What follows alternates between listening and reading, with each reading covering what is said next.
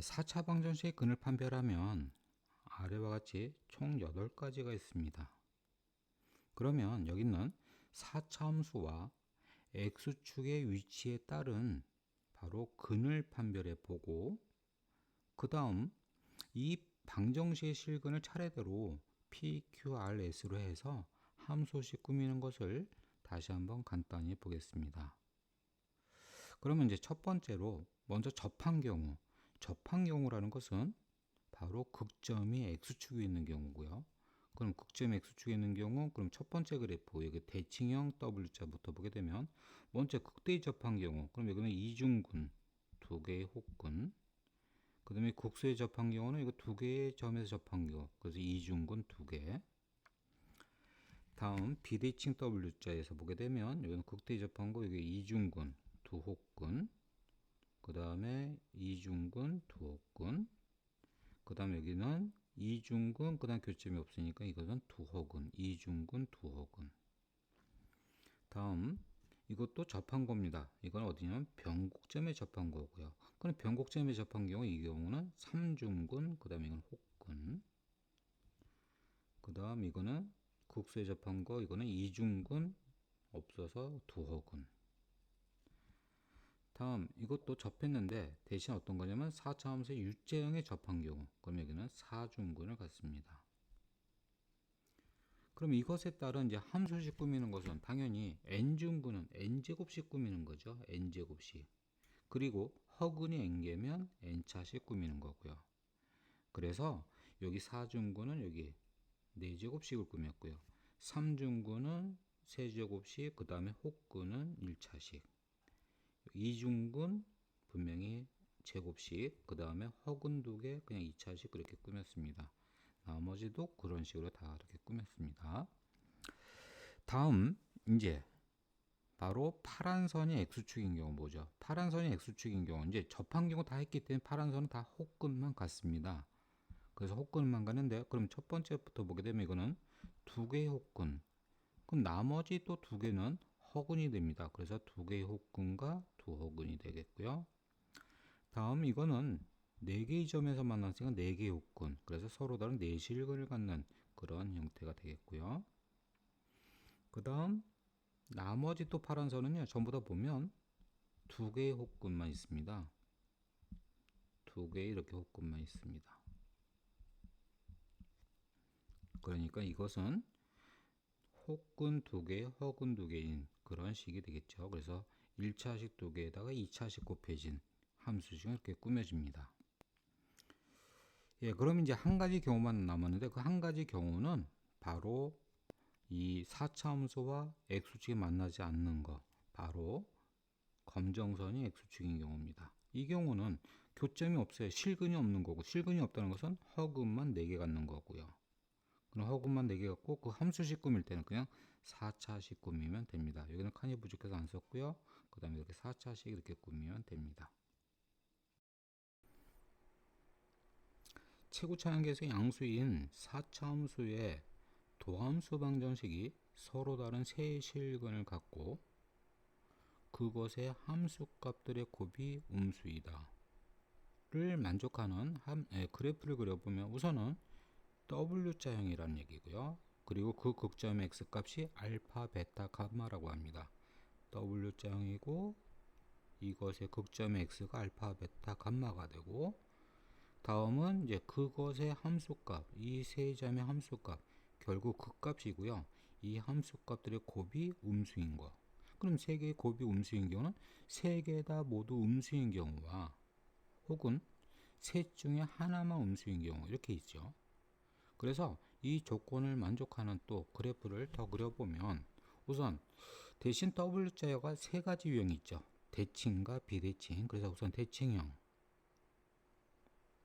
그 다음에 비대칭, 그럼 왼쪽의 극소가 더 작은 경우와 오른쪽의 극소가 더 작은 경우, 이렇게 세 가지 경우가 있는데, 여기에 대해서 이제 세 개의 극값이 모두 음수인 경우, 그럼 이 세 점의 극점의 y값들이 다 모두 음수라는 얘기는 x축은 이것보다 위에 있는 것이 되겠죠. 여기도 다 마찬가지 위에 있는 거. 그러니까 대표적으로 이걸 하나만 그릴 거고요. 그 다음에 셋 중에 하나만 음수인 경우는, 그럼 셋 중에 하나만 음수인 경우는 결국은 제일 작은 하나만 음수. 그럼 제일 작은 하나만 음수인 경우 우선 대칭에서는 제일 작은 게 정할 수 없는 거니까 이 경우는 없고요. 여기서는 제일 작은 게 알파 부분, 이것만 음수. 그러면 오른쪽에 극대는 양수. 그럼 사이에 x축이 있는 경우고, 다음 여기 세 번째도 마찬가지. 제일 작은 여기 감마 부분이 음수, 이것의 y값 음수. 그러면 알파 부분은 양수. 그래서 이 사이가 x축이 있는 경우. 이렇게 해서 세 가지 경우가 있습니다. 그럼 이것에 대해서 이제 기억법부터 보게 되면, 이 함수는, 여기 있는 함수들은 전부 다 베타에서 극대값 갖는다. 베타에서 다 극대값을 갖는다. 옳은 거고요. 다음 니은, 이것의 방정식은 서로 다른 두 실근을 갖는다. 여기 서로 다른 두 혹근, 그 다음 두 허근, 서로 다른 두 실근, 이렇게 해서 니은도 옳은 것이 되고, 다음 여기서 또 F알파가 양이면, 이 중에 또 F알파가 양인 거, 이 점의 함수값, 알파의 함수값이 음입니다. 알파의 함수값 음수, 알파의 함수값 이것이 양수가 되죠. 이것이 양수. 그래서 위의 조건과 또 여기 조건을 만족하는 건 이 세 번째 그래프고요. 여기에 방정식은 베타보다 작은 실근, 베타보다 큰 두 개의 실근을 갖죠. 큰 서로 다른 두 실근을 가져서 이것은 틀린 거고, 해서 답은 3번이 됩니다. 서로 다른 두 실수 알파 베타가 4차 방정식 fx는 0의 근일 때 다음 중 옳은 것은, 그럼 우선 알파 베타 근이면 f 알파는 0, f 베타도 0이 되는 거고요. 그 다음에 여기 문제에서는 이 알파 베타가 여기 미분계수 여기 조건에 따라 이중근이 될 수도 있고 혹근이 될 수도 있습니다. 그럼 기억법부터 보게 되면 우선 f-알파가 0이라고 주어졌어요. 그럼 f-알파가 0이고 f-알파가 0이면 결국 fx는 x-알파의 제곱을 인수로 갖는 결국은 이중근이 되는 거죠. 그래서 여기서 알파는 이중근입니다. 그럼 여기에 이제 fx는 x-알파의 제곱으로 나눠 떨어진다. 당연히 인수니까 나눠 떨어진다. 옳은 것이 되고, 다음 니은을 보게 되면 이번에는 알파 베타에서 미분계수의 곱이 0이다. 곱이 0이라는 얘기는 적어도 하나가 0이고요. 적어도 하나가 0이라는 얘기는 또 적어도 하나가 이중근이란 거죠. 그러면 여기서 둘 다 이중근이 될 수도 있는데 우선 하나만 이중근인 경우를 잠깐 볼게요. 그럼 근을 또 이렇게 4칸 안에 표현을 해봅니다. 하나만 이중근인 경우, 그러니까 알파만 이중근으로 해보자. 그럼 베타는 혹근이에요, 무조건. 그럼 근이 하나 남았는데, 그럼 이 근은 무조건 실수가 되는 실근이 됩니다. 그 이유는 4차 방정식의 근은 만약 허근을 가지면 최소한 2개의 허근을 가져야 돼요. 하나만 허근을 가질 수는 없습니다. 그래서 결국 무조건 하나 남은 거는 실수가 되는 실근이 되는 거예요. 그러면 결국은 하나만 이중근인 경우, 그럴 때도 그러면 무조건 허근을 갖지 않습니다. 2개 모두 이중근이면 당연히 그것도 허근을 갖지 않고요. 그래서 결국 니은도 옳은 것이 됩니다. 다음 디귿. 이번에는 미분계수의 곱이 0보다 크다고 합니다. 그럼 미분계수의 곱이 0보다 큰 경우는 2개 모두 양인 경우, 혹은 2개 모두 음인 경우예요. 그럼 미분계수가 그럼 양음이란 얘기는 결국은 둘 다 이중근이 아닌 혹근이 되겠죠. 그래서 2개의 혹근을 갖는 거고, 그 2개의 혹근에서 미분계수 모두 양인 경우, 음인 경우.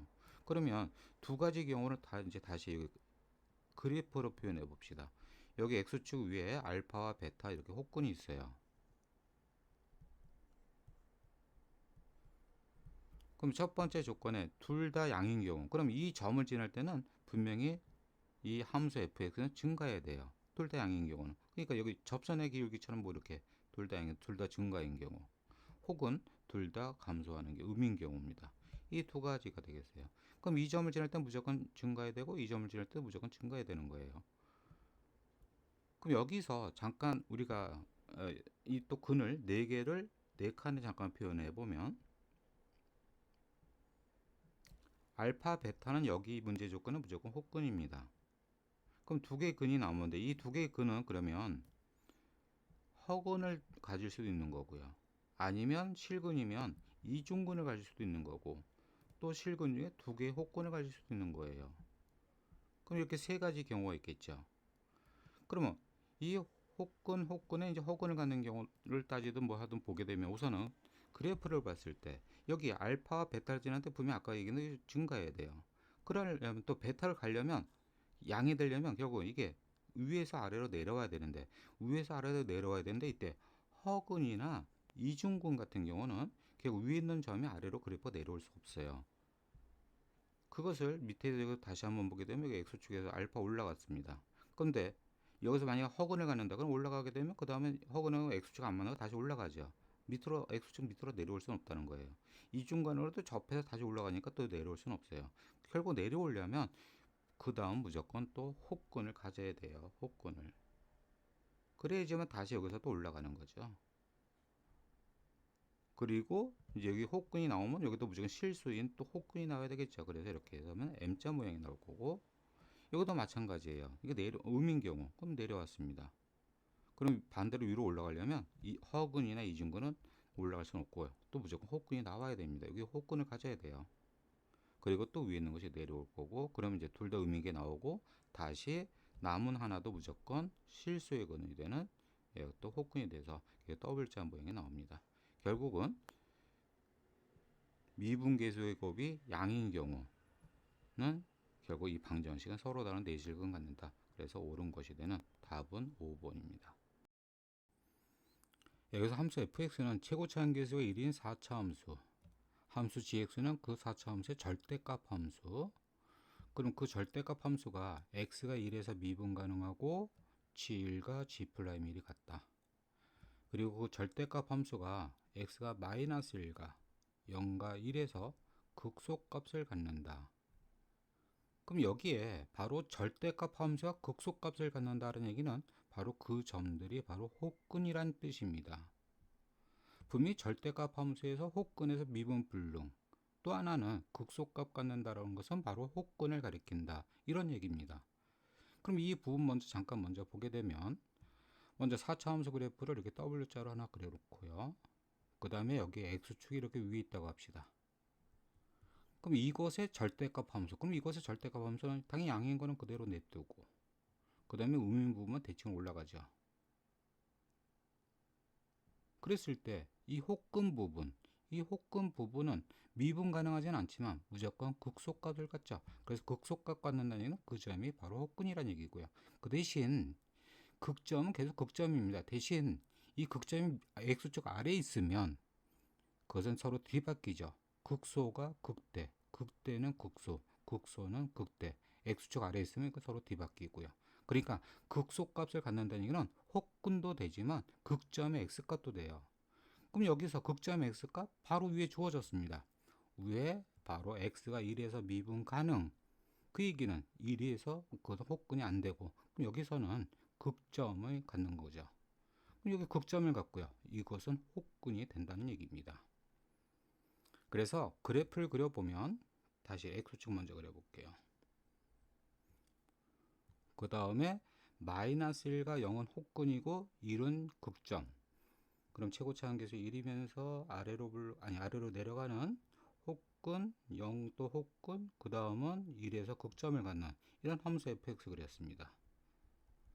여기 마이너스 1 혹근, 0 혹근, 그 다음에 1의 미분 가능.